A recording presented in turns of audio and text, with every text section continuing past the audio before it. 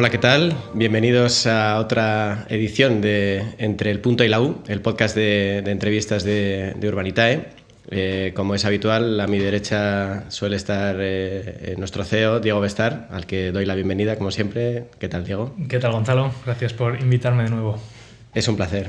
Y hoy tenemos el gusto de hablar con José María Carpio, que es fundador y director general de Fenext. José María, muchas gracias por acompañarnos hoy. Gracias a vosotros. Yo no estoy acostumbrado, pero estoy muy contento de estar con vosotros. Me alegro. Bueno, pues si te parece, solemos empezar estas entrevistas repasando un poco la trayectoria de nuestro invitado. Y a mí me gusta siempre, además, hacer hincapié en los orígenes, porque muchas veces esa trayectoria no es muy evidente, pues viendo, ¿no? Por ejemplo, en tu caso, que estudiaste Derecho en la Universidad de Navarra. ¿Qué planes tenías entonces? ¿Tenías ya claro que te querías enfocar por el inmobiliario? Siempre, es verdad que siempre me atrajo un poco toda la parte. Hubo una asignatura que me gustó bastante, Derecho Administrativo, la parte de Derecho Urbanístico, pero yo te diría que cuando acabé la carrera no tenía una idea muy clara de lo que hacer, ¿no? Y al final me surgió la opción de trabajar en una empresa de promoción. Yo era muy joven, porque acabé la carrera muy joven, y decidí que era para un puesto que tenía que ver con lo que yo había estudiado, porque en teoría era un tema que estaba vinculado al mundo del derecho. Pero entré en una promotora y allí me quedé. Tengo 54 años y empecé con 24, o sea que llevo 30 años trabajando en el sector inmobiliario haciendo muchas cosas diferentes. ¿Tu primera experiencia fue ya en Financier? No. Yo empecé picando piedra, como se suele decir, porque yo después de Pamplona me volví a casa. Yo soy de Cádiz y mi primer empleo, la comodidad de los chavales jóvenes, en aquella época yo no tenía excesiva idea, ¿no?, de cómo iba a darse mi carrera profesional.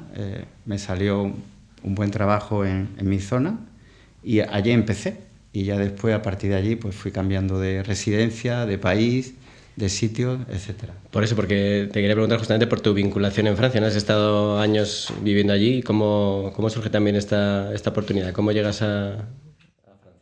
Pues mira, yo en España creo que tuve la suerte de trabajar para dos grandes promotoras de la época, que lo siguen siendo a día de hoy: Acciona Inmobiliaria, que empezaba en el sector inmobiliario, y Metrovacesa, ¿vale?, que no empezaba en el sector inmobiliario, pero en aquella época, en los años 2004-2005, era la promotora de referencia en España.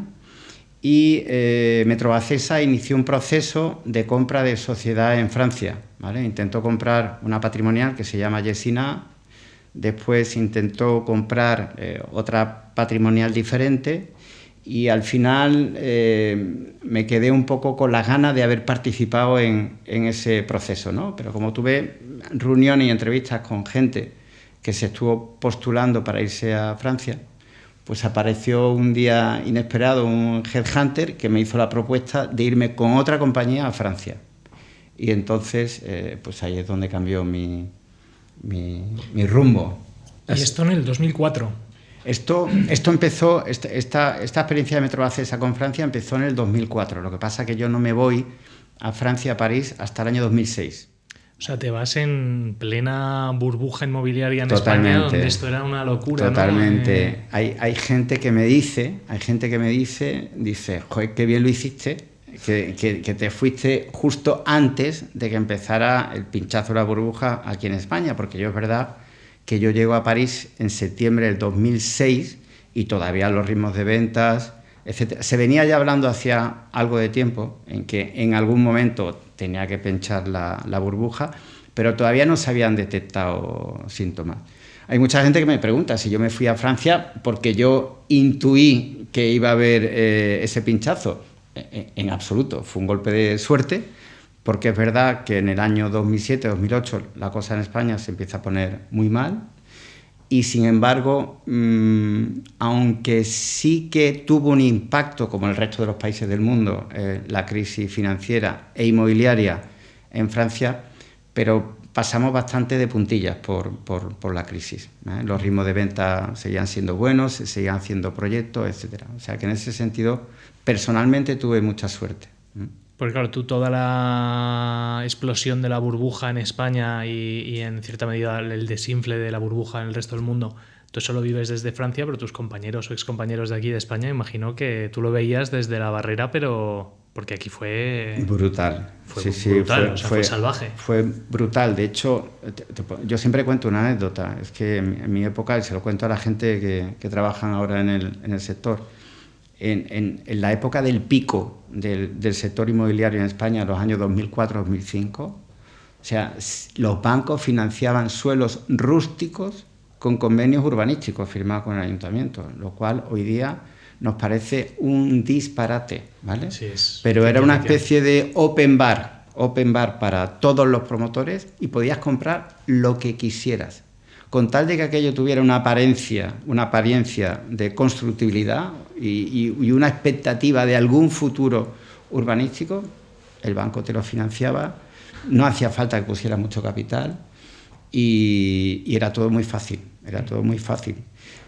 Cuando me voy a Francia, bueno, yo vivo en mi experiencia personal el impacto de la crisis, aunque no de la misma forma que el resto de mis compañeros, porque el accionista principal de la compañía que yo me fui a dirigir a Francia era español, ¿vale? Y a partir del año 2007-2008, pues empezamos a tener muchas dificultades en la empresa francesa como consecuencia de la situación del accionista principal. O sea que lo viví indirectamente, pero no lo viví directamente como lo vivieron muchos compañeros míos de Metrovacesa, de Acciona, claro, y de gente que yo estaba en el sector, sí.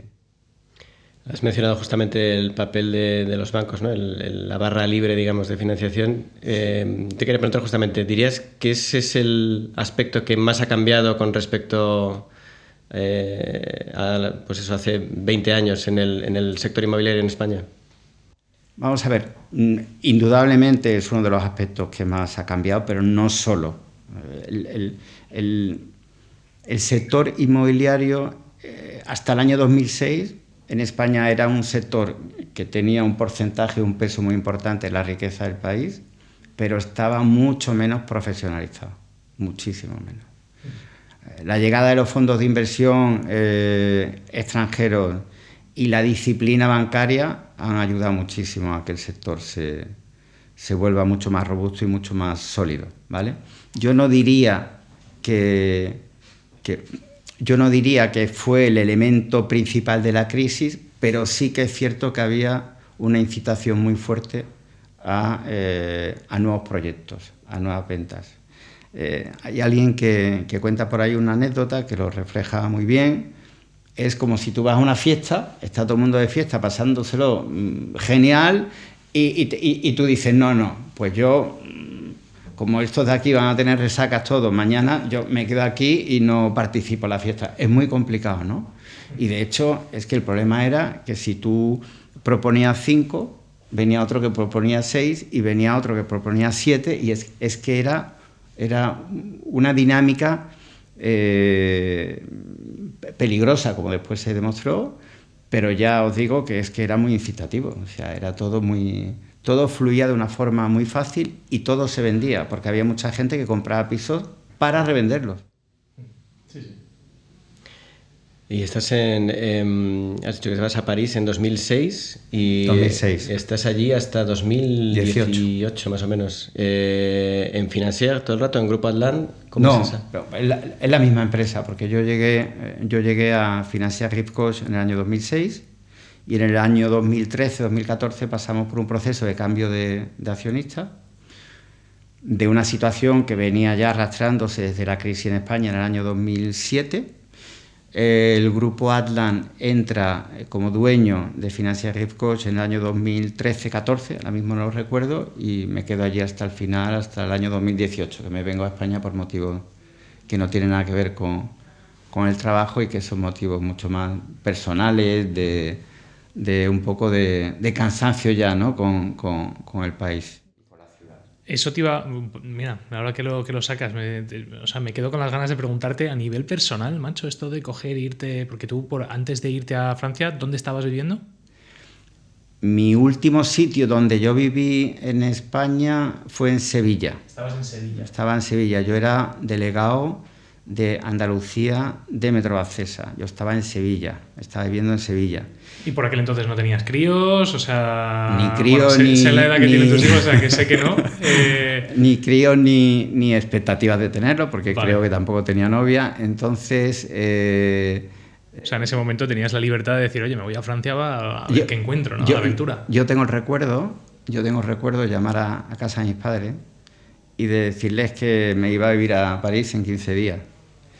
De algo que yo no tenía ni previsto, ni lo tenía en mi cabeza, ni lo había organizado, ni nada de nada. Fue un cambio radical.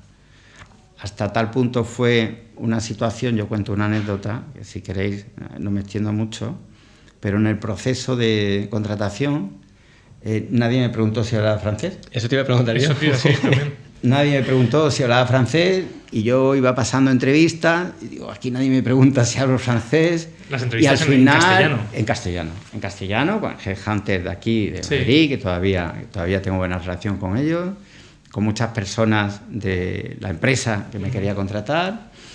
La empresa que me quería contratar, como era española, pues la gente no hablaba francés. Bueno, pues hasta que al final, cuando llego ya, me dicen, tienes que ver al presidente. En aquella época el presidente de Fadesa, que era el dueño de la sociedad española, era Manolo Jove. Tienes que ir a ver al presidente y vas a ver seguramente a la vicepresidenta, que es la hija, ¿vale? Y que era la persona que estaba empezando ya a gestionar la compañía. Y en ese momento dije, yo creo que tendría que decirle a alguien que yo no hablo francés, porque aunque no me lo pregunten, debería decirlo, ¿no? Y al final decidí que no lo iba a decir. Entonces avancé en las entrevistas, me hicieron la propuesta y me llamó la de Recursos Humanos un día y me dice, José María, hemos pensado que para facilitar tu incorporación al país, pues que quizá te vendría bien hacer algún curso para poner tu francés al día antes de incorporarte. Yo me tenía que incorporar en septiembre del año 2006. Y entonces me acuerdo que le dije a Rosa, que así se llama, dije, bueno, intensivo, pero no te haces ni idea de cómo esto tiene que ser intensivo, porque no hablo francés. Y, en fin, estuve todo el verano dedicándole mucho tiempo, agotador, y tengo una experiencia que, si lo llego a saber, quizás no hubiera asumido el mismo riesgo, porque llegar a un país donde no hablas la lengua para absolutamente nada, llegaba todos los días a casa con un dolor de cabeza, porque hacía un esfuerzo enorme de concentración para intentar entender lo que me decían. Y esa fue mi experiencia con el idioma. O sea, ¿Cuánto tiempo tardaste en estar cómodo? Es decir, ya no me tengo que estar enfocando, sino que de verdad... ¿Cuánto se tarda, no? Los compañeros me pidieron que dijera algo en la cena de Navidad de ese año. O sea, que llevaba allí en París 3 meses. Y fui capaz de decir una frase, 2 frases, no más. Yo creo que entenderlo prácticamente todo a partir del 6º o 8º mes, porque estaba allí todo el día y eran las mismas palabras que se repetían continuamente. En el sector inmobiliario al final es todo muy parecido en terminología, y después hay muchos términos que también vienen del inglés, con lo cual es más sencillo. Pero yo creo que tener cierta fluidez entre 9 meses y 12. Bueno, no está mal, en un añito es un año agotador, pero... Claro, intensivo total. Y a nivel cultural, porque una cosa es el idioma, pero a nivel cultural, yo fíjate que cuando te iba a preguntar lo de, vale, tú estabas en Sevilla, habías crecido aquí en España, te vas a París, es otro mundo. Y pensamos, no, esto es Europa, esto va a ser... Pues sinceramente, yo me siento mucho más en otro mundo cuando estoy en Francia que cuando estoy en Estados Unidos, donde me he criado. Entonces... es un mundo totalmente distinto. Y totalmente inesperado, por lo Sí. que tú dices. Porque tú dices, son nuestros vecinos. Ellos tienen una dicotomía muy marcada, ¿vale? Porque son en parte latinos, tienen el temperamento mediterráneo, pero también hay gente del norte, ¿vale? París no está en el centro del país. París está en el norte de Francia, ¿eh? Todo el mundo piensa que es el centro, pero no, es ya el norte. Y es un país que tiene unos contrastes en ese sentido muy fuertes. Yo recuerdo que cuando volvía de vacaciones en verano con mis amigos, y organizábamos cosas con mis amigos, yo me llevaba un rato enorme y nos reíamos un montón de contando las diferencias que había entre los españoles y los franceses, porque mis amigos no se lo creían. O sea, yo cuento anécdotas para cambiar, por ejemplo, una cosa muy sencilla. Aquí el español normal tiene su tarjeta de lo que sea, su tarjeta de crédito, y lo primero que hace es cambiar el código, porque normalmente, no sé si os pasa, tenemos todos 1 o 2 códigos o 3 códigos, pero tú lo vas cambiando. En Francia no puedes cambiar el código de la tarjeta. Entonces, si se te olvida o se te pierde, es una catástrofe. Lo hemos comentado a nivel profesional. Para abrir una cuenta corriente en Francia, sí. O sea, esto es un... Es más farragoso, aparte de trámites o sea, la administración es más... Yo en 3 años, yo hasta el 4.º año no conseguí tener mi tarjeta de la Seguridad Social, ¿vale? Porque el trámite administrativo es enorme. El permiso de circulación del coche te podía tardar lo que quisiera. El pasaporte, esto que llegas en España, que entras por una puerta y sales por la otra con el pasaporte hasta hace 4 o 5 años era un tema que no se gestionaba en el mismo día.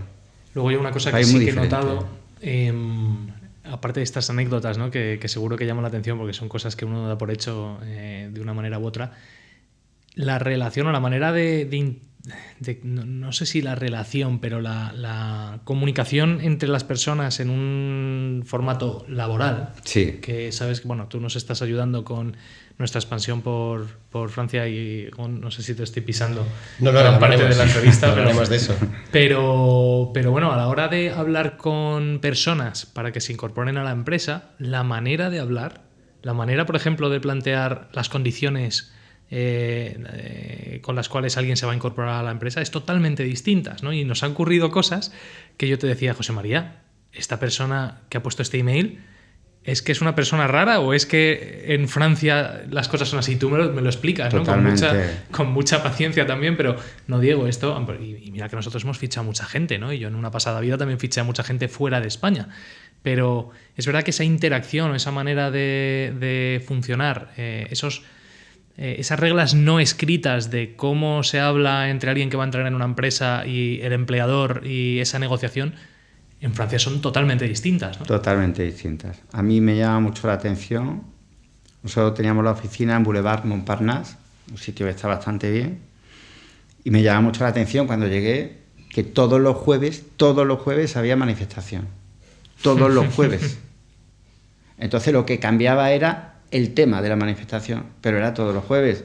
Había enfermeras, había peluqueros, había gente de la administración pública. El sector público en Francia tiene una importancia brutal. Entonces, todos los jueves había manifestación.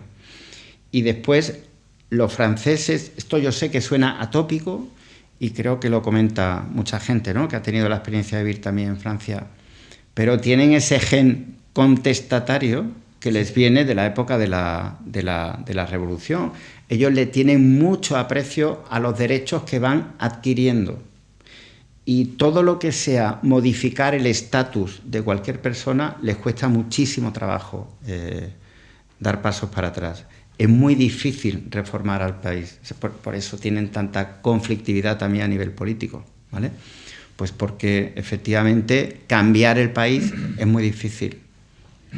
Bueno, antes de meternos en jaleos con Francia, vamos a volver a España, retomamos tu... Como tú quieras, Gonzalo, perdona.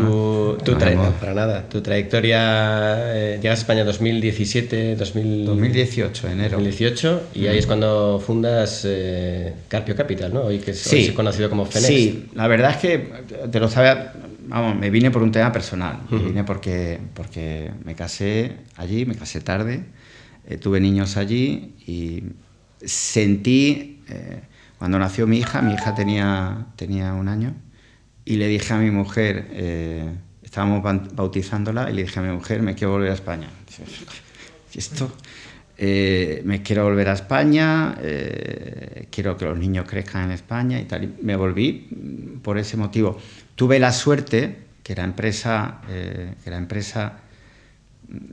en la que llevaba 12 años de trayectoria y que yo era el presidente del directorio, correspondiente al consejero delegado de la compañía, pues me propuso mantener el vínculo, ¿vale?, iniciando una actividad nueva de inversión en España. Pero yo aproveché el momento para demostrarme a mí mismo. Yo tenía el gusanillo de querer demostrarme a mí mismo si iba a ser capaz o no de hacer lo mismo que había estado haciendo por cuenta de terceros, pero con mi dinero y por cuenta propia, ¿no? Y ese fue el motivo por el que monté la compañía. Y bueno, han pasado 6 años con muchas dificultades, con el COVID mediante, pero bueno, ahí estamos, dando guerra e intentando ampliar el negocio. Justo lo comentábamos antes, bueno, no mucho después de formar Carpio Capital, te pones en contacto, ¿no?, con nosotros o para financiar una promoción en el puerto de Santa María, en Cádiz, la promoción de Pinares. ¿Por qué te planteas acudir a Urbanitae o cómo llega esa primera toma de contacto con Urbanitae? Pues mira, yo en el año 2017, incluso en el año 2016, en Francia ya empezaba a ver algunas plataformas, pero inicialmente las primeras plataformas de financiación no estaban destinadas al sector inmobiliario. Hasta que no aparece Wisit, que yo creo que es en el año 2017, y después Anarsago, la financiación participativa estaba vinculada a otro tipo de proyectos, ¿no? Pero aquello a mí me atrajo mucho. De hecho, antes de irme ya había tenido varias reuniones con los responsables de estas compañías que he citado anteriormente para ver si podíamos hacer cosas, pero nunca hice nada. Y cuando me vine a España, una de mis ideas era montar una plataforma, ¿vale? Lo que ocurre es que, en fin, yo esto lo quise montar con un socio. Al final no teníamos la misma visión del negocio y lo tuve que dejar aparcado. Y en ese proceso de conocimiento del mundo de la financiación participativa, pues uno hace sus averiguaciones, ¿no? Se va a internet, busca, y vi a unos señores muy simpáticos, ¿vale?, que se llamaban y se llaman Urbanitae, que en aquel momento estaban empezando, y digo muy simpáticos porque yo recuerdo una cosa que a mí me marcó, que fue la primera vez que lo vi, fue que en la presentación de la página web aparecían las personas del equipo como moviéndose. O sea, tú te desplazabas por el perfil de Diego, y cuando te ponías en el perfil de Diego aparecía Diego haciendo un gesto, un movimiento. No sé si te acuerdas de aquello. Cambiaban las fotos que pasabas por encima. Y aquello a mí me llamó mucho la atención y yo creo que, no sé si contacté a Diego o contacté directamente a Jorge o a José María, uno de los tres. La verdad es que no me acuerdo cómo fuese. Que estabais allí en Hermosilla. Sí. Creo que fue a Jorge. Seguramente. Lo llamé y le dije, oye, ¿por qué no nos vemos? Contarme y tal, porque yo estoy haciendo proyectos, pero voy a necesitar financiación en equity, etcétera. Y a partir de ahí, pues, nos fue todo muy bien, la verdad. Bueno, eso te iba a decir porque, claro, nosotros, y para los inversores que participaron y para los que no también, porque lo hemos contado muchas veces en el blog y en más sitios, esa primera promoción, ese primer proyecto con vosotros, pues fue un éxito, yo creo, completo, ¿no? Y además con la dificultad de que la primera fase del proyecto se financia en enero de 2020. Creo recordar, eran, no sé si 400.000 euros o una cosa así. Incluso menos. O algo menos. Sí, no recuerdo cuánto fue, pero cientos de miles. Sí. Bueno, financias, obtienes la financiación que necesitas de Urbanitae y al mes y medio, o no sé si menos, llega el confinamiento. ¿Cómo se sobrelleva esa incertidumbre? Confinamiento, yo recuerdo, primero, incertidumbre con respecto a los clientes, que no sabíamos cómo iban a responder.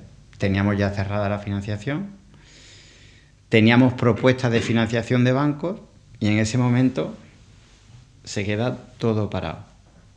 De hecho, tuvimos que renegociar o buscar otras opciones porque la banca que teníamos inicialmente identificada, pues al final, por temas internos, 2 de los bancos que nos hicieron propuestas de financiación, pues al final no siguieron para adelante, tuvimos que cambiar la financiación y sí que tuvimos la suerte, la inmensa suerte, de que no sé si recordáis aquella época, ¿no?, que fue muy dura para todos, pero yo creo que las obras estuvieron paradas poco tiempo. Yo creo que el cierre de las obras creo que fueron 15 días.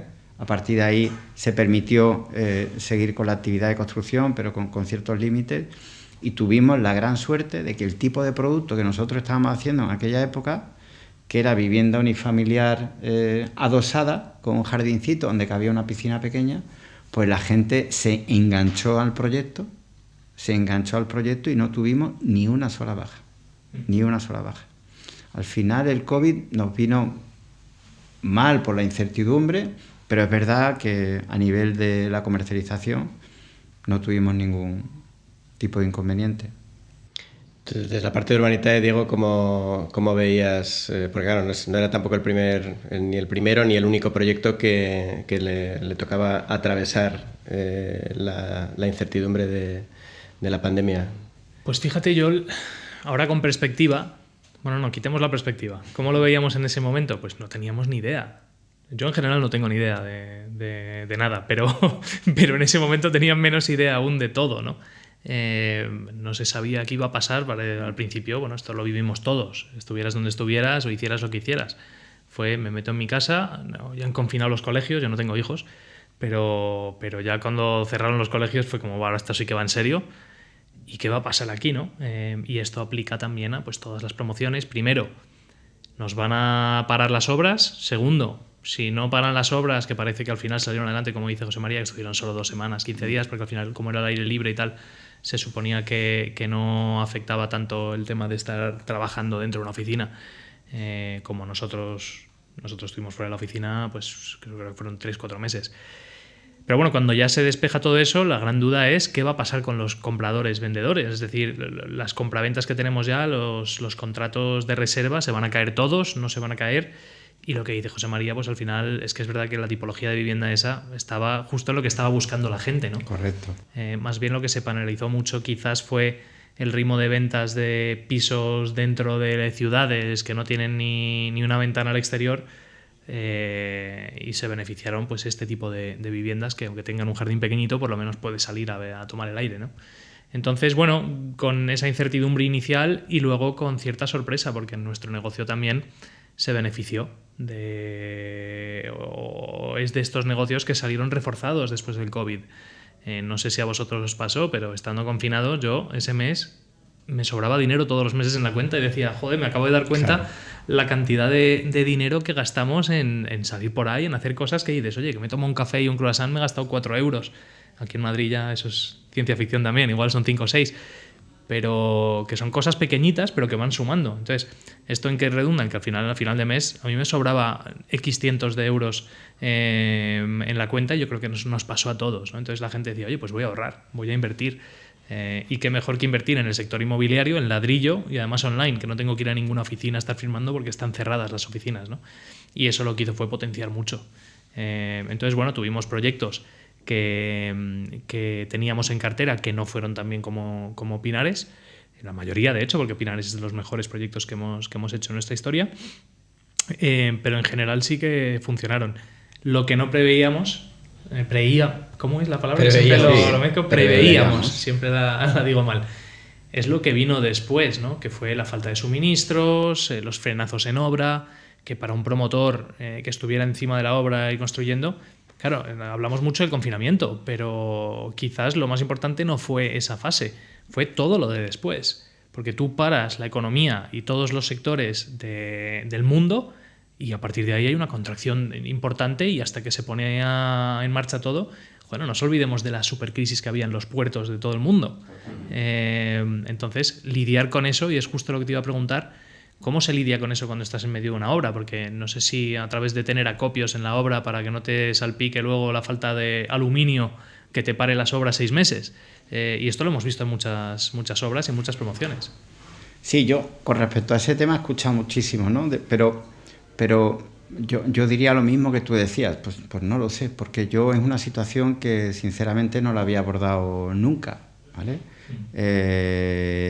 En el año 2020, a pesar de llevar 14 años ya trabajando en el sector y con una experiencia poco agresiva de crisis, lo que nos encontramos después del tema del COVID fue un tema totalmente novedoso.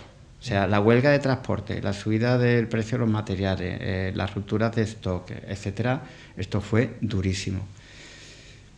Mucha paciencia, mucha tranquilidad, vas resolviendo los problemas uno a uno, conforme te van llegando, e intentas asociar y tener aliados y no crearte enemigos, e intentar de la mejor manera posible pues negociar condiciones con proveedores, porque es que no hay otra opción. Yo nunca tuve necesidad de comprar material por un lado para estocar, contratar solo mano de obra, nunca tuve que llegar a ese tipo de decisiones. Sé que hay muchos que lo han tenido que hacer y seguro que estaba bien fundamentado y bien justificado, pero en mi caso no tuve que pasar por eso, gracias a Dios. Bueno, estos dos proyectos, porque fueron dos fases, se devuelve la inversión en 2022, uno al comienzo y el otro en diciembre. Y bueno, los números a mí todavía me siguen sorprendiendo y por eso también la pregunta, se cierran con una rentabilidad pues de 47 y pico con uno, 58 creo el otro, en términos anualizados pues entre el 20 y algo. ¿Es normal tener esa rentabilidad en un proyecto inmobiliario? ¿O qué os distinguía entonces? ¿O por qué salió tan bien ese proyecto? Vamos a ver, ese proyecto salió bien porque, primero, para mí la clave es hacer una buena negociación de compra de suelo. O sea, para mí esto es el abecedario en el sector inmobiliario, ¿no? Entonces, si te puedes apalancar implícitamente, ¿vale?, no teniendo que pagar el suelo desde el momento uno, ¿vale?, firmando una opción de compra, un pago aplazado, pues al final eso lo que te permite es de gestionar tu tesorería para que después la rentabilidad sea elevada. En este caso tuvimos la suerte de que aquella zona era una zona muy bien ubicada, pero digamos que al promotor local le daba respeto ser el primero a desarrollar un proyecto en aquella zona. Yo veía, creo que las cosas de otra forma, porque al final lo que te da la experiencia de haber trabajado en diferentes mercados es quizá el decir, yo creo que esto tiene los parámetros para que funcione. No está funcionando ahora porque nadie lo ha puesto en marcha, pero creo que esto puede funcionar, ¿no? Y ahí nos aventuramos, pero es verdad que el hecho de que fuera una aventura nos permitió unas buenas condiciones de precio en el suelo y unas buenas condiciones de pago. Y esto es lo que hizo que el proyecto fuera interesante desde el punto de vista de la rentabilidad, porque el coste de la obra y el precio de venta tampoco influyó mucho. Bueno, y siguiendo con Urbanitae, como lo he mencionado antes, y hemos estado hablando de Francia también, ahora tu vinculación con Urbanitae es un poco más estrecha, ¿no?, digamos, porque estás haciendo como de advisor, ¿no?, para Francia, para abrir ahí justamente el mercado. El objetivo creo que son 40 millones este año. Te quería preguntar, ¿cuándo veremos pronto este estreno de Urbanitae en Francia? Has mencionado también algunas cosas desde el punto de vista administrativo. ¿Es muy diferente el sector o el mercado inmobiliario en Francia? Entiendo que es igual, si aquí lo decimos, ¿no?, que no es lo mismo Madrid que la costa mediterránea, ¿no? Pero a nivel de operativas y demás, ¿hay muchas diferencias? ¿Es más complicado abrirse paso allí, digamos? Si no estás en el sector, si no eres alguien del sector, pues en apariencia te puede parecer que se hace lo mismo, ¿vale?, porque se construyen pisos, se hacen edificios de oficinas, etcétera. Pero la forma de enfocar el negocio no tiene absolutamente nada que ver. Yo creo que Diego y el resto de las personas que participan en los comités, ¿no?, donde tratamos los temas de Francia, yo creo que ahora tenéis más conciencia de eso, ¿no? que hace un poquito de tiempo. Es bastante diferente, muy diferente. Sí. A mí la verdad es que, pensándolo ahora, ¿no? Y pensando en voz alta, como suelo hacer, o sea, me interesa mucho tu percepción del comité de inversiones. Claro, del lado promotor, cuando has sido promotor que ha hecho proyectos con nosotros, que no solo hemos hecho los de Pinares, hemos hecho alguno más, a cómo ves ahora, cómo analizamos las cosas tal y cual. O sea, mi percepción desde dentro y lo que creo que somos, que lo que uno cree que es y lo que perciben los demás que es a veces hay diferencias, ¿no? Pero lo que creo que somos es que somos bastante, no somos muy estructurados, no tenemos procesos perfectamente marcados y tal y cual, pero sí somos como muy te diría primero cautos y luego muy exigentes con todo, ¿no? Y cuestionamos todo, por muchas ganas que tengamos todos de publicar un proyecto en Francia, cuestionamos todas las hipótesis, desde si tiene sentido el inmobiliario en Francia, que fíjate tú, eso es una hipótesis básica que dirías, ¿cómo no va a tener sentido si se construye en Francia? Y Francia es un país más grande que España. Bueno, pues eso nos lo cuestionamos también. ¿Tiene sentido ahora mismo la inversión en construcción y promoción en Francia? A cómo se estructura la operación a nivel de contractual, ¿no? O sea, miramos todo en este comité.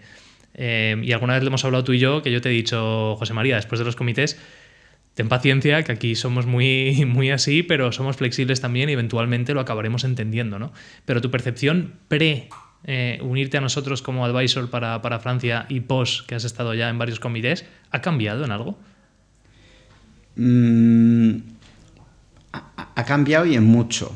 Y no lo veo solo, de mi participación en los comités. Yo cuando analizo las personas, los documentos, ¿vale? O sea, todo lo que genera cualquier proyecto de promoción, cuando yo comparo cómo lo hacíamos en la época de Pinares y cómo se está haciendo actualmente, es evidente que hay una mejora muy considerable. Y además es una mejora cualitativa. Se ve en los documentos que se firman, en los procesos, etcétera. Con respecto específicamente al Comité y Francia, quizá yo tenía la expectativa de que iba a ser más sencillo. No hay ningún inconveniente que al final no sea sencillo, porque yo creo que el otro día, creo que te lo contaba, Diego, yo me hice la reflexión de decir, bueno, cuando en el comité empezamos a analizar las cosas, el comité es crítico porque tiene que serlo. Yo creo que el espíritu crítico tiene que presidir, ¿no?, el objetivo del comité. Yo cada vez que he salido del comité, pues te confieso que efectivamente la primera reacción puede ser una reacción de no de frustración, pero de cierto mini frustración, a lo mejor, ¿no? Es decir, vaya, hombre, todavía no estamos listos como para empezar la aventura, ¿vale? Pero al final, mi conclusión es que todo este proceso de purga, que dirían los franceses, ¿vale?, nos va a venir muy bien en el futuro, ¿vale? Porque todo lo que a lo mejor nos hubiéramos encontrado en el camino, si estuviéramos ya financiando algún proyecto, lo estamos intentando resolver ahora, ¿vale? Con lo cual, por volver a la pregunta que hacías al principio, sí, y Urbanitae tendrá éxito en Francia. Y te lo digo porque conozco bien cómo funcionan las empresas francesas, conozco bien cómo funcionan los franceses y creo que empiezo a conocer bien cómo funciona Urbanitae. Y yo creo que tenemos todos los ingredientes para tener éxito en Francia. Bueno, hemos hablado antes de Francia, de las diferencias, también la parte administrativa, la manera de enfocar el negocio allí y aquí. Y luego está también la parte del propio crowdfunding, ¿no? que es, si no me equivoco, Francia es el mercado más maduro de Europa, por lo menos por volúmenes, ¿no? Están pues en otro orden de magnitud que en España. Y quería preguntaros a los dos, pues sobre todo quizás más a ti, Diego, cómo surge la idea de meternos en el mercado francés y qué podemos aportar ahí nosotros, teniendo en cuenta que somos un actor relativamente pequeño en comparación con, pues con la competencia que está allí establecida, ¿no? Sí, bueno, voy a empezar negándote la última afirmación de que somos relativamente pequeños. Al final, ahora mismo Urbanitae es probablemente la plataforma en Europa que más, o estamos en el top 3 sin lugar a duda, que más financia mes a mes con el crowd. Es verdad que las plataformas francesas probablemente financien más que nosotros, pero a través de las fuentes de capital y proyectos de financiación que van también aparte del crowd, ¿no? Entonces, nosotros estamos ahí en el top 3, si no cerramos el año siendo la que más crowdfunding ha hecho en toda Europa. Dicho lo cual, es verdad que Francia es un país que está por delante, ¿no? de lo que hacemos. Yo siempre digo que cuando hemos estudiado Francia y Portugal, Francia e Italia. Italia me recuerda mucho a España hace 3-4 años, por los volúmenes que hacen las plataformas, por cómo están y la progresión que están haciendo año a año. Y Francia me suena a que va a ser España dentro de 2 años, más o menos, con una diferencia. Y es que en Francia hay bastantes plataformas, hay muchas más plataformas que en España y 3 o 4 de ellas hacen más de 100 millones de euros al año en inversión. Aquí en España la diferencia principal es que se ha creado una dinámica casi de winner takes all, que se llama, ¿no? Que es un player o un jugador tiene la mayoría del mercado y tiene más mercado que todo el resto de los jugadores juntos. En el caso de España, como sabes, tenemos entre el 60 y el 70% del mercado y el resto de plataformas tienen el resto, ¿no? Entonces, bueno, Francia es un país que en la totalidad, en agregado, hacen más de 1.000 millones de euros al año en crowdfunding. Lo hicieron en el 2023.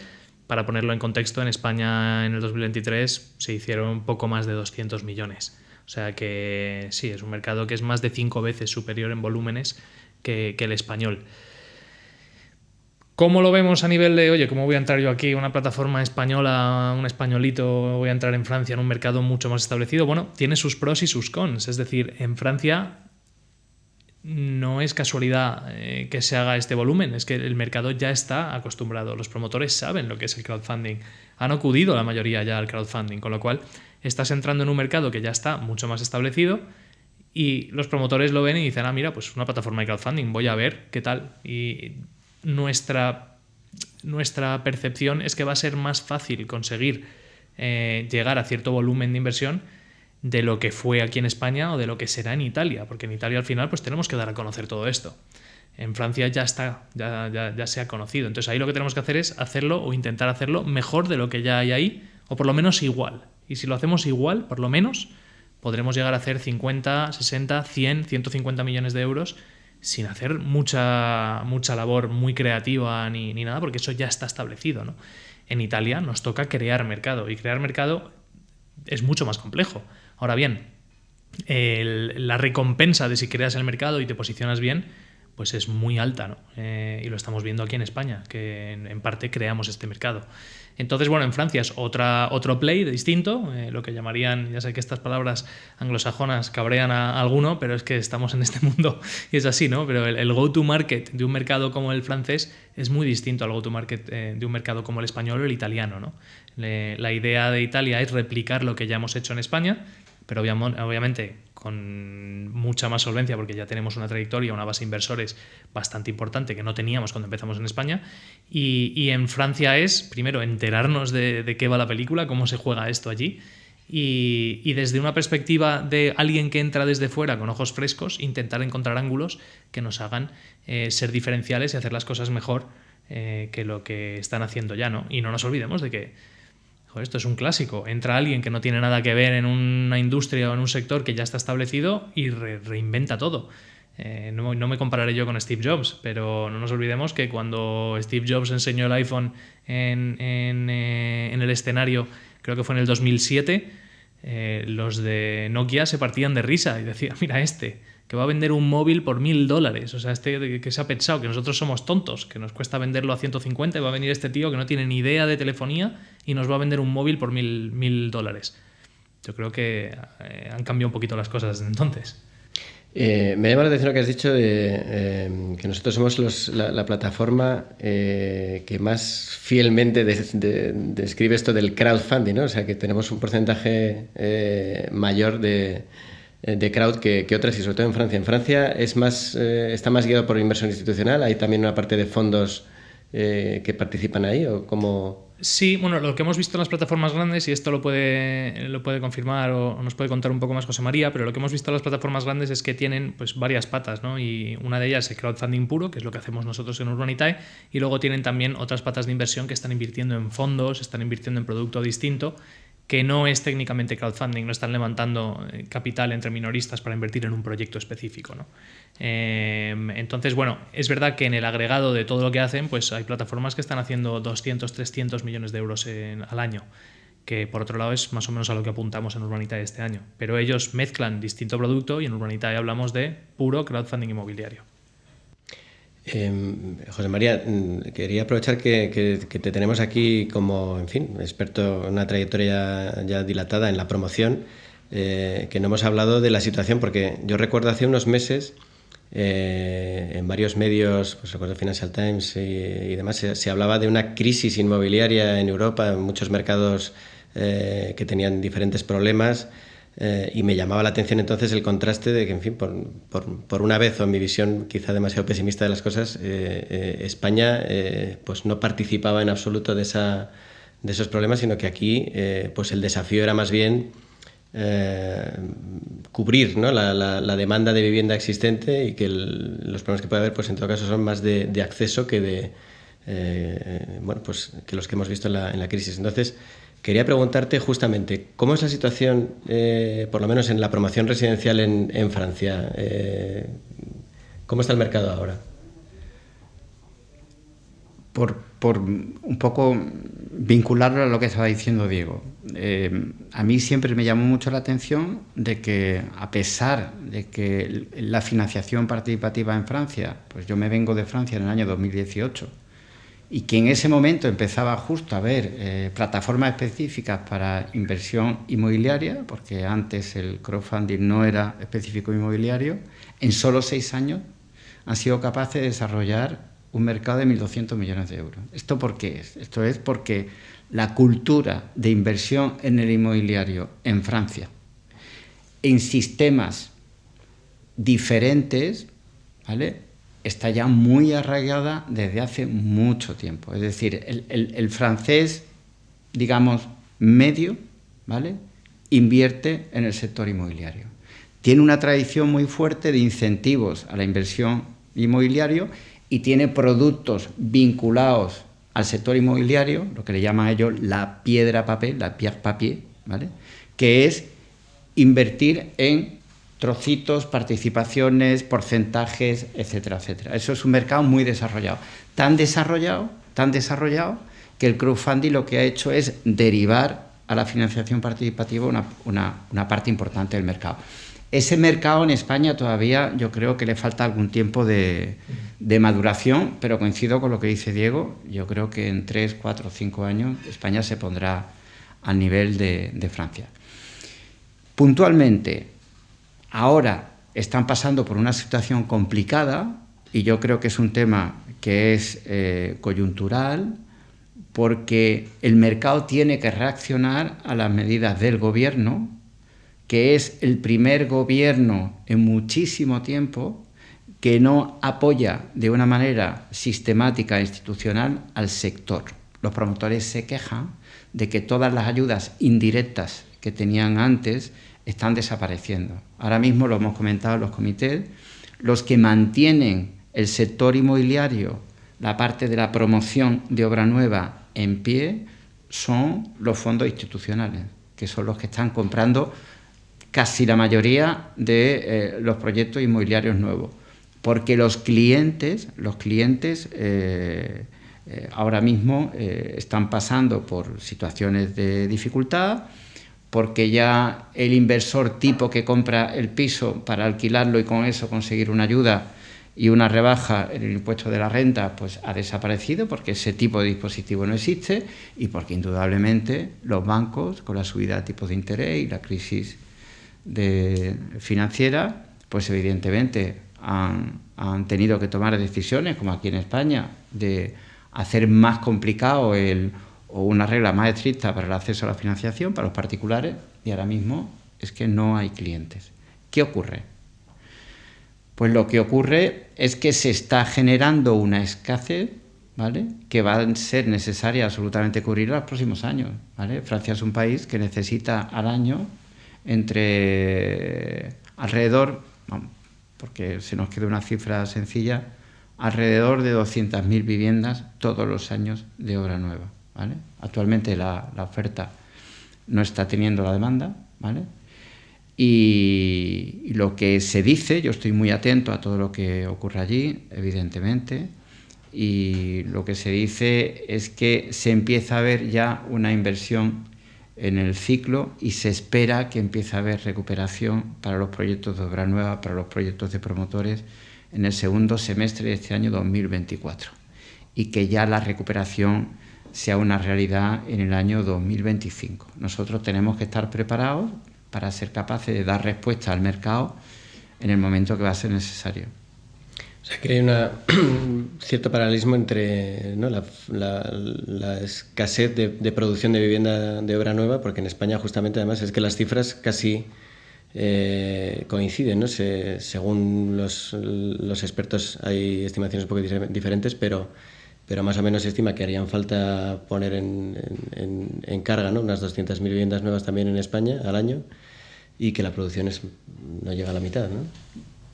Yo no sé cuál es la opinión de Diego y la experiencia que habéis tenido en Urbanitae, pero para mí hay dos factores que han ayudado mucho a que España haya pasado de puntillas por esta crisis del sector inmobiliario que sí se ha visto en otros países. Uno es el turismo, el sector hotelero. En el COVID los inversores, nadie quería comprar hoteles. Hoy en inversión es el producto estrella del sector. Nosotros tenemos relaciones con fondos de inversión franceses tipo SCPI que solo están comprando hoteles en España, porque los hoteles en Europa no les interesan, ¿vale? Y después hay otra cosa también muy importante que yo creo que es la escasez de vivienda para alquiler. Es decir, todo lo que es el desarrollo, por venir a un término inglés también, del build to rent en España, que es tan reciente, eso ha favorecido mucho que el sector inmobiliario en España se haya mantenido estable, porque es que partimos de una situación que era totalmente anómala en términos europeos. Yo recuerdo que cuando Sarkozy ganó las primeras elecciones generales, su modelo de desarrollo inmobiliario era España. Él quería que Francia pasara de un porcentaje donde prácticamente el 40% era obra nueva y 60% era de alquiler, a un modelo más parecido al español, que yo no sé en aquella época en cuánto estaba, pero no me extrañaría que estuviera en un 80-20 o un 70-30. Desconozco ahora cuáles son los datos exactos, ¿no? Pero España tenía un déficit de vivienda en alquiler enorme. Bueno, fíjate, volviendo al dato que decías tú del hotelero, que en parte ha podido ayudar o puede ser una de las claves de que España haya pasado de puntillas en esta crisis que están viviendo otros países como Alemania o Francia. Un tema que he leído esta mañana en prensa, que España va a ser el país que más unidades tiene en Flex Living. Que también se habla mucho de esto y nosotros hemos hecho ya varios proyectos de esta tipología. Es curioso, ¿no?, que vayamos por delante de países que supuestamente son más abiertos a este tipo de iniciativas, como pueden ser los países nórdicos. Por número, obviamente, España es un mercado más grande, ¿no?, pero habría que verlo si ese número aplica a nivel de per cápita. Tenemos más unidades en Flex Living que un país como Noruega, que siempre se habla de estas soluciones que son más tendentes a ser del norte de Europa que del sur, ¿no? Sí, yo lo que me he encontrado en general es que, y hablando con fondos internacionales franceses, por ejemplo, que están enfocando su tesis de inversión pensando en Europa como tablero de la jugada, están viendo que Iberia, es decir, incluyendo Portugal también, es probablemente de los lugares más interesantes ahora mismo para invertir en el sector. Yo creo que quizás también ayuda mucho el hecho de que hayamos tenido que reconstruir por completo todo. Es decir, aquí cayó la bomba atómica en el centro del sector inmobiliario y se llevó por delante también gran parte del sector financiero. Hace 20 años ¿cuántos bancos había en España? Si incluimos cajas, no sé, ahora no hay ni una octava parte, ¿no? Entonces, bueno, como se destruyó todo, lo hemos tenido que reconstruir todo, y lo hemos tenido que reconstruir además de una forma bastante tutelada, ¿no? Desde Europa nos iban diciendo esto lo podéis hacer así o esto no. Y bueno, pues todo lo malo que vino de esa destrucción se está convirtiendo ahora, muchos años después, en decir, oye, es que la reconstrucción que hemos hecho es mucho más moderna y está todo muy bien estructuradito para que pues lo que ocurría antes de que se quedaran esqueletos de promociones por todo nuestro país, con las grúas ahí cochambrosas a punto de caerse, eso ya hoy por hoy es casi imposible que ocurra, que una promoción se quede a medias, porque para cuando ha entrado el banco esa promoción se va a terminar. Sí. Entonces, bueno, por cómo está estructurado todo, y volviendo a cómo empezábamos el podcast, ¿no? Que hablabas, yo no estaba en el sector inmobiliario por aquel entonces, pero cuando me cuentan cómo eran las cosas antes, yo alucino, ¿no? Yo soy nuevo en esto, llevo 7 años en el sector inmobiliario, vengo del sector financiero, o sea que no me suena todo rarísimo, pero es verdad que el inmobiliario, como se hacía antes, era una cosa temeraria. Ahora mismo es otra cosa, o sea, no... Cuando tú ves los perfiles de los directivos de las compañías de promoción inmobiliaria en aquella época, Joaquín Rivero, que era el presidente de Metrovacesa en mi época, que era una persona excepcional y una persona con una inteligencia natural brutal, evidente. Él contaba siempre que le preguntaba a los periodistas, porque Joaquín llegó a ser una persona de muchísimo éxito en España. Metrovacesa, él fue comprando la empresa pequeña que se comía siempre la empresa más grande, ¿no? Y así llegó a Francia y en Francia compró Yesina, la patrimonial más importante que había en Francia. Nunca se lo perdonaron. Le hicieron la vida imposible. En Francia. Vale, en Francia. Nunca se lo perdonaron. Y Joaquín era una persona que se había hecho a sí mismo. Y los grandes directivos de todas las empresas inmobiliarias de aquella época, pues era muy parecido.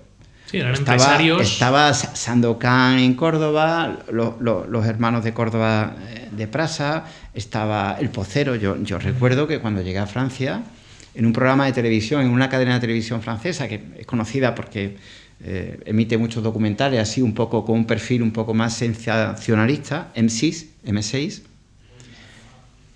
no sé si habéis visto un reportaje que hay, le llaman Sobre la ciudad fantasma. Es todo lo que construyó el famoso Pocero en la zona de Seseña. Los franceses me preguntaban, decía, ¿eso es un montaje? No, yo decía, montaje nada, eso es real. Claro, eso ellos no lo han vivido nunca. ¿Por qué? Porque es un sector que está mucho más, que a lo mejor es menos rentable, pero que los riesgos están un poquitín más acotados. Yo le quería hacer una pregunta a Diego, aunque yo no estoy aquí para preguntar, pero discúlpame, porque esto sí que me interesa. Porque hay mucha gente que habla de España como la California de Europa o del sur de Europa, etcétera. Y tú, que tienes esa experiencia que conoces también la cultura en Estados Unidos, el trabajo, la empresa, el país, ¿a ti qué te parece España desde el punto de vista de alguien que viene de Estados Unidos y cómo ve el futuro del país orientado, si quieres, al tema inmobiliario? En comparación con lo que es California en Estados Unidos o lo que se está convirtiendo Florida, no lo sé. Creo que son países tan distintos, y ya no pensando en España, sino pensando en Europa, ¿no? Europa versus Estados Unidos. ¿Cuál sería la California a nivel europeo? Puede ser. Podríamos decir que es California, parecido a España. No sé, al final en España, pues hombre, lo más obvio que parece, a veces lo más obvio parece una obviedad y una tontería, pero al final es la principal razón de las cosas. Claro. Te voy a decir una cosa que es una tontería, pero el tiempo. Joder, pero si es que mi hermano se está yendo a vivir a Londres ahora, y yo voy a Londres y le visito encantado, pero a la semana me quiero ir. Y bueno, tenemos nuestros compañeros gallegos, asturianos y vascos que tienen otro tipo de tiempo, pero es que en España el tiempo influye. ¿Y por qué Málaga está como está también, recibiendo un montón de gente que se está yendo, los digital nomads estos que se están yendo a trabajar ahí? Pues en parte también es por el tiempo y por el buen ambiente que hay, ¿no? ¿Por qué los hoteles funcionan tan bien? ¿Por qué somos el punto vacacional? Pues en gran parte por el tiempo que tenemos, que no nos, quiero decir, ahí no tenemos ningún mérito, ¿no? Es el tiempo que nos ha tocado a los que nacimos en la península ibérica. Parece una obviedad, pero yo creo que tiene algo más. Y luego en España, pues, joder, volviendo a lo de que cayó aquí la bomba y hubo que reconstruirlo todo, ¿no?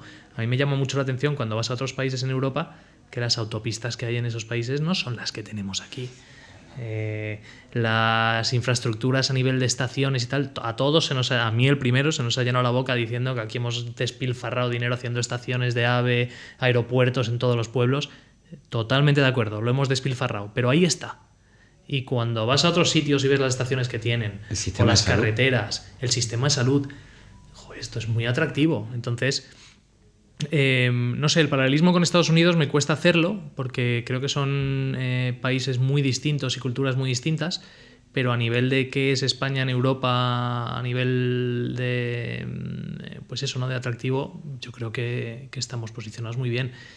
Y es que ahora mismo, insisto, nos están utilizando como el ejemplo a seguir a nivel inmobiliario en la mayoría de los países.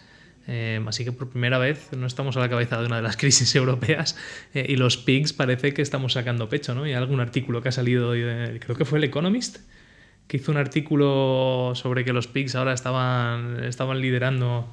Pues no recuerdo ahora, pero te iba a decir también la parte del PropTech, ¿no? Que hemos estado ahí en inversión en la parte tecnológica del sector inmobiliario. Hemos estado hace unos años o un par de años a la cabeza de Europa. O sea, que no solamente es el buen tiempo y obviamente los servicios, sino que también hay una actividad que yo creo que está cambiando y que viene para quedarse, ¿no?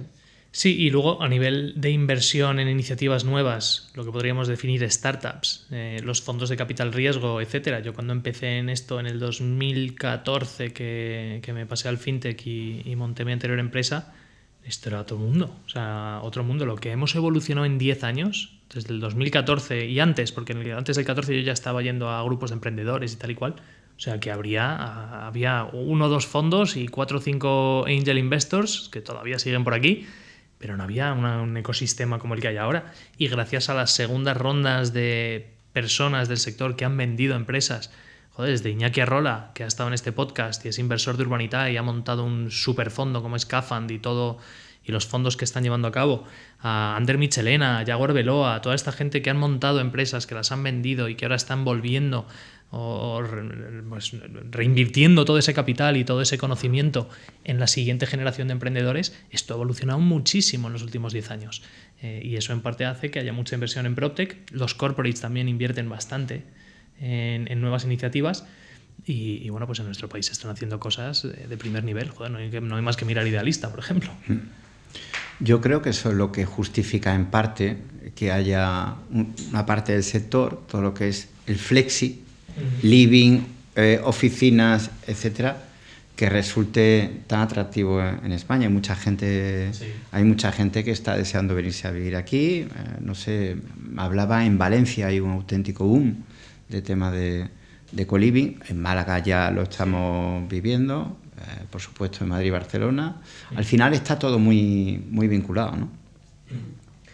Bueno, vamos a tener que ir concluyendo, aunque podríamos seguir hablando mucho rato de todas estas cuestiones y nada, como siempre, pues te vamos a plantear las 2 preguntas que les hacemos a todos nuestros invitados. La primera es obligada, es ¿cómo invierte José María Carpio?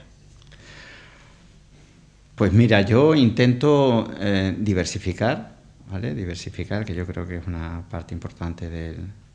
Pero también es verdad que cuando uno es empresario y tiene su compañía y está en el proceso inicial, pues seguramente equivocadamente, pero todos mis recursos ahora los tengo concentrados en consolidar mi experiencia empresarial, ¿vale? Siempre que puedo desviar algo, pues lo desvío, ¿no? Pero es verdad que si no fuera por plataformas como Urbanitae, la vida de los promotores de perfil pequeño-medio sería mucho más difícil en España, porque para que un banco te dé financiación, al contrario que pasaba antes de la crisis, hoy día es muy complicado si no tienes una ASIS financiera muy, muy importante. Bueno, la segunda pregunta es que si nos hagas alguna recomendación, algún libro, alguna película, alguna serie, algo que hayas visto, leído, que te haya impactado, sea un artículo del Economist sobre los PIGS, o sea, cualquier cosa que te venga a la cabeza. Mira, yo te voy a contar algo que tiene que ver conmigo, ¿vale? Porque me encanta leer, me encanta ver cine, pero mis lecturas no tienen absolutamente nada que ver con el sector empresarial. No soy muy fan de ese tipo de literatura, soy más bien me gusta leer historia, ensayo y mucha novela. Mi recomendación es El Club de las 5 de la mañana. ¿Vale? Yo me despierto muy temprano. Yo me organizo el día para aprovechar mucho la mañana e intentar acostarme temprano por las noches, que ahora con los niños es más complicado. Pero a mí me cambió la vida en lo que es en términos de eficacia y eficiencia. Y yo, que me despertaba ya muy temprano, no lo voy a decir para que nadie se asuste, pero un día un amigo mío argentino que tú también conoces, sí. No recuerdo cómo se llama. Nico Sí. Me dijo, ¿eso es que te has leído el libro del Club de las 5 de la mañana? Y digo, no me lo he leído, pero me voy a leer, ¿no? Y para la gente que algún día le gustaría el tener una opción diferente de cómo organizarse el día, levantándose temprano y acostándose un poquito menos tarde, lo recomiendo porque es muy simpático. Pues nos lo apuntamos y nada. Bueno, también te quería preguntar, esto es una novedad porque hay que ir cambiando también, digo, los formatos. Y es, claro. Si se te ocurre alguien que te gustaría haber entrevistado aquí en este podcast. Complicado. Sí, Huerta de Soto. Sí, me encantaría. Me parece no tengo muy claro. Huerta de Soto yo lo descubrí en Francia, porque tiene cierto predicamento entre el sector académico allí en Francia, y me leí su tocho, me lo leí en francés, ¿vale? Y hice cosas muy interesantes, Después ahora se ha puesto un poquito de moda con el tema de Milei, ¿no? En Argentina. Sí, porque pero él es una persona muy interesante que defiende sus postulados a ultranza, y es un liberal, pero es un liberal muy especial, muy específico. No es él dice que hay muchos a los que se llaman ahora liberales que no son liberales, ¿no? Es un señor polémico y muy inteligente, con unas tesis muy claras de por qué las cosas funcionan y por qué no funcionan. Me refiero a la economía en este caso, y a mí me encantaría tenerlo como invitado un día. Bueno, pues, a lo mejor lo conseguimos. No se sabe. ¿Por qué no? Pues mientras que hablamos con Huerta de Soto, vamos a despedir este episodio de Entre el Punto y la U. Nuevamente me queda daros las gracias a los dos, a ti especialmente, José María, por sacar un hueco para visitarnos, y Diego, pues muchas gracias también por colaborar. Y a los demás, pues nada, os emplazamos a nuevos episodios de Entre el Punto y la U. Muchas gracias por estar del otro lado. Gracias. Muchas gracias. ¿Os ha gustado? Suscribíos al canal de Urbanitae y podréis ver todas las entrevistas de Entre el Punto y la U y mucho más contenido interesante.